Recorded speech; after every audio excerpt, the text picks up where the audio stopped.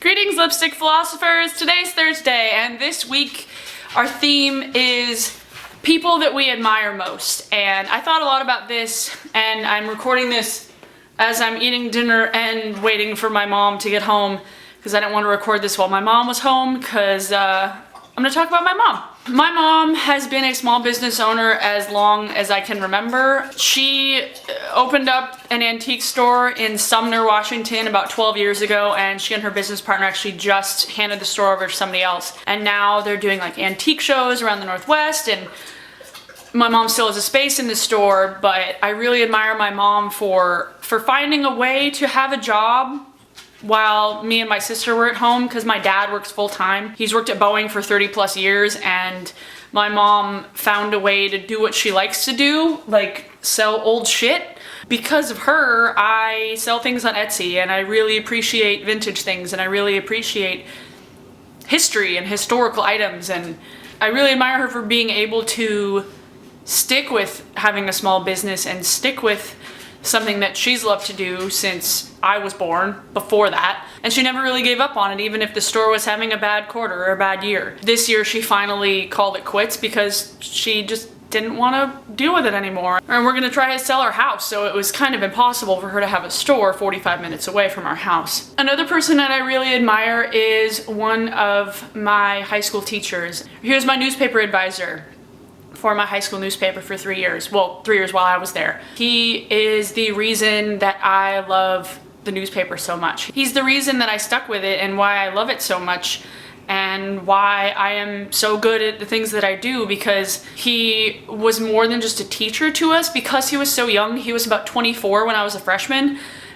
He was more like a friend, like a confidant, and when we would stay at the newspaper for 30 plus hours in a weekend, till 2 in the morning, he would stay, and he would sleep over sometimes and sleep underneath his desk because he really had no life, and he put so much time and so much dedication into the high school newspaper, and we were a really good one. Like, we won awards. We're internationally renowned. Like, maybe not internationally, we're nationally renowned. I really admire him for being such a positive impact on my life and a positive impact on so many other people's lives that I know, because I want to do journalism, whatever it may be in the field, and it's because of him that I really love what I do. And then in terms of famous people, I guess like a famous person, Ann Powers. She is the entertainment writer for the LA Times. She used to write for Rolling Stone, and she has contributed to many, many books and many, many publications.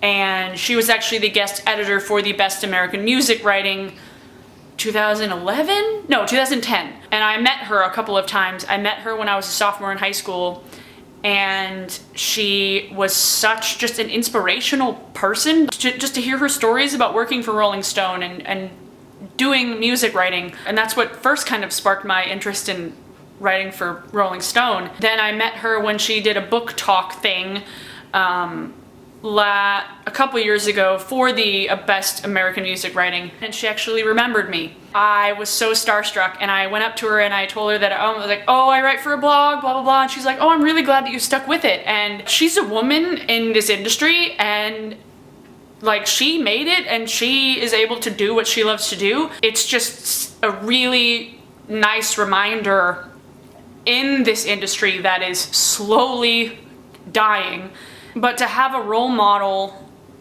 who does what I want to do,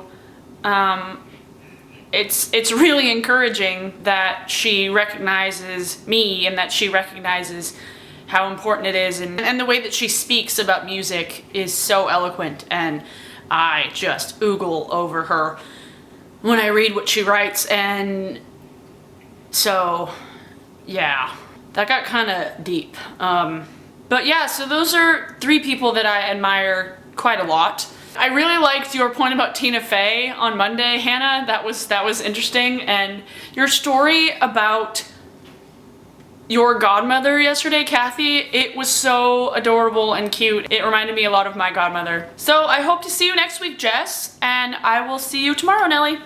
Bye. Bye, guys.